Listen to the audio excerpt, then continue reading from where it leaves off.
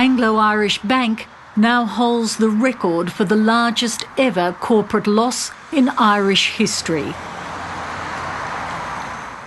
But during the boom, the bank's then chairman, Sean Fitzpatrick, railed against tougher financial regulation. Well, the danger of having too much regulation is that you're just going to stifle business, and we're not going to have any success, or we're not going to have any growth. So what are we going to have then? A situation where we're absolutely, totally regulated and nothing happening? Is that what we want? Sean Fitzpatrick probably would have been amongst the top 3 or 4 respected business people in Ireland, absolutely without question. I think what he had done with Anglo-Irish Bank in terms of bringing it from a very small institution which was, writing leasing agreements on photocopiers back in the 1970s, 1980s, to a bank that was funding the €1 billion takeover of the Savoy Hotel Group in London. It was an absolutely amazing transformation from this very small institution into one of the most respected banks, not just in Ireland, but in Europe. He says that he never cultivated political connections, but at the same time, there was one particular member of his board who was a good friend of Sean Fitzpatrick, who was also a good friend of Brian Cowan, who became the Taoiseach. And that's the Prime Minister here. That's the Prime Minister, yeah.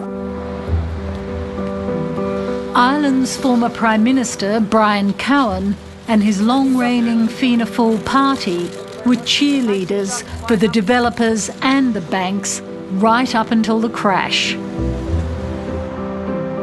The bankers and the developers and some of the politicians were the masters of the universe, and people like me who dared to ask them questions were just brushed off.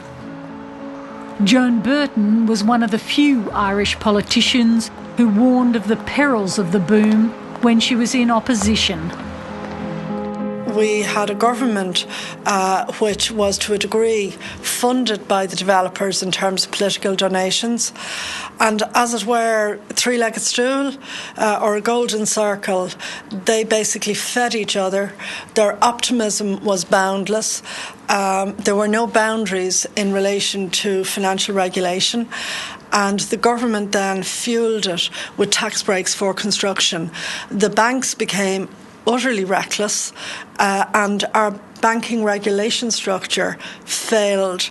The financial sector became extremely large, extremely huge. So let's say 3 times or 5 times the GDP of Ireland.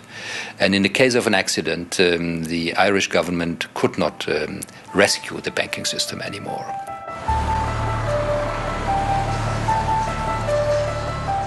The accident that hit was the global financial crisis, and Ireland was completely exposed. The collapse of the giant US bank Lehman Brothers in September 2008 triggered a meltdown in Ireland's banks. Creditors and depositors took flight overnight. Irish banks had made a lot of loans, but they had got that money from abroad, from Europe and from the United States, and that money was flying back out to the countries in which it came from. So they were the first to really feel that funding pressure. At this defining hour, Ireland's Fianna Fáil government took a fateful decision that would ultimately bring the Irish state to the brink of insolvency. It announced the government would guarantee every bank in Ireland, a decision the Finance Minister Brian Lenihan justified to Parliament as vital to prevent a run on the banks. My view and the view of the government on the basis of its assessment of the advice it received is and remains that Ireland faced the likely collapse of the Irish banking system within days in the absence of immediate decisive action. The decision was taken because at that stage, at that time, our banking system, our entire banking system, was on the verge of collapse. But some argued even then the government was courting disaster. Anglo-Irish Bank was at the core of the meltdown in Ireland. We also had big Main Street banks like the Bank of Ireland and Allied Irish Bank, and we had a number of smaller building societies, savings and loans institutions. We put them all in the same pot, and we guaranteed all of them without reservation. I thought that was a crazy way to do it. The government did not realise how bad the situation was in the banks. They assumed that the banks were facing a liquidity crunch, which banks generally were at that time, but they didn't really allow for the fact that the banks might be seriously insolvent. So they almost literally wrote the banks a blank cheque. In effect, they did. As it became manifest that every single bank was in trouble, it wasn't just one or two, including the biggest banks in the state, every one of them would have gone out of business if it hadn't been for state support.